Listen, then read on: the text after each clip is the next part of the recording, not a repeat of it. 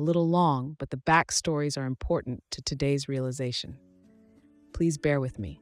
I haven't asked for opinions from anyone but my husband, and he's on board with whatever I decide, so you can already get my first dilemma. I, a 41-year-old woman, come from a rather large family. I am the youngest of 7 children, all half-siblings. My father had 5 children. My mother had 1, who we'll refer to as Marge. And then there's me. I was born rather late in everyone's lives. Marge is 12 years older than me, but the closest to my age. All the others are much older and had their lives somewhat put together before I came along. Marge has always been our mother's golden child. Even when it came to the kids, mine were always treated differently. I've known this for so long that nothing surprises me anymore. Anything Marge did was the greatest thing since the invention of harnessed electricity. I've tried everything I could growing up to make my mother acknowledge even half of what I could accomplish. Nothing was good enough, and everything was a burden. I played the clarinet in elementary school, but had to quit because it was always troublesome getting to and from events. Tried color guard for my school. Again, had to quit because I couldn't make it to the football games because no one would come to get me. Played soccer. Same story. In high school, we had banquets for students with high honors. I was so excited for that evening. My mother was actually taking me, but she complained the entire time. It was either too many people, or the food was horrible, or it was the venue was too small. Nothing has ever been good enough. Everything was always someone else's fault, and nothing was ever right. My father and I took the brunt of it all. The name-calling and screaming still echo in my head.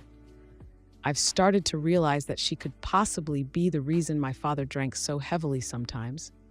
Not that he's been 100% innocent, but he also was never 100% at fault either. I moved out at 16 years old. No longer could I take living like that with her. On more than one occasion, she has overstepped very clear boundaries. Worst being the day I gave birth to my oldest daughter. I was only 18, and most 18-year-olds, I would think, would want their mother's support. I wanted her to go away, far, far away. I had her kicked out of my hospital room more than once, but when the time came to push, I was in no shape to kick her out when she came walking right back in. Even after all of this, I've attempted to keep her in my life, more for my children than anything. As I grew into adulthood and had a few very successful jobs and exciting events, every time I would call my mother to share these with her, it always turned into something that Marge had done better, or to completely flip and run Marge into the ground. No middle ground, no being happy or excited, just the same old bitching. Once my father passed away, things got worse. It got to the point that even if I called her about something my children did that was great, or something that they had going on and wanted her invited to, she turned the conversation to Marge again. It was the same old song and dance as always. Marge did this. Marge's kids had that going on. Or again, the complete opposite. Marge is a horrible housekeeper. Marge's boys are nothing but troubled brats. One extreme to the other. Marge's husband then passed away from severe medical issues. Of course, I'd be there for my sister. That's a tragedy no one should have to face alone. But our mother took it even further and moved in with her and her boys. And even then, continued spewing her negativity toward Marge to me, constantly. Every phone call ended quickly after she would start bitching about something. This went on with her living there for at least 5 years. Recently, she moved to another state, which honestly hasn't been a bad thing for the most part, aside from her planning the move and not considering seeing my children before she left. I have since lowered contact with my mother, a phone call a month or more if there was something going on. Within the past year, I have seriously been fighting with myself if I should continue contact at all. This decision isn't coming easy to me, but her actions are starting to make it easier. First, she never contacted my children on their birthdays last year. I don't care if she doesn't contact me, but these are her grandchildren. I have since told her about what she did and how it hurt not only me, but them. She got a little better, for a very, very short period of time. Second, she missed my oldest children's graduations, one from high school and one from college in the same year. With all the technology and live streams of events, there was no reason she would miss it. The links were sent to her. She claimed she had forgotten. She didn't forget Marge's boys' events like that. I got to hear all about them, specifically from her. Third, my oldest daughter had a pretty major surgery just this month. I kept everyone in the family and our friend group up to date on the progress. Even my daughter's friends. Everyone was extremely positive and poured out their love for us. The one person that never replied or even called was my mother.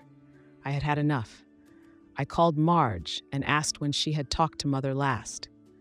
Come to find out, she has been calling Marge at least every other day since she moved away.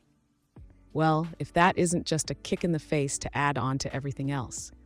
I made my opinion of what Mother had done with not contacting me or my daughter very, very clear to my sister, knowing full well she would tell our mother everything. It was 2 days after my conversation with Marge that my mother called my daughter to ask how she was. I knew it wouldn't be long. She didn't reach out to me, but at least she contacted my daughter. We had a follow-up appointment for my daughter just this week. Again, I sent out a massive amount of messages keeping everyone updated.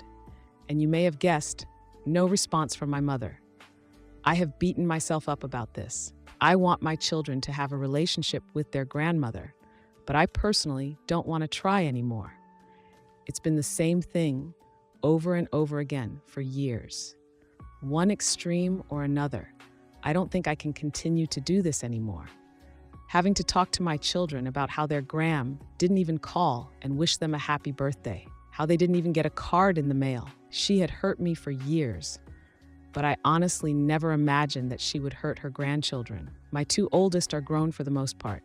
My daughter is 23 and my son 20, so they can decide on their own if they want to continue trying to talk to her.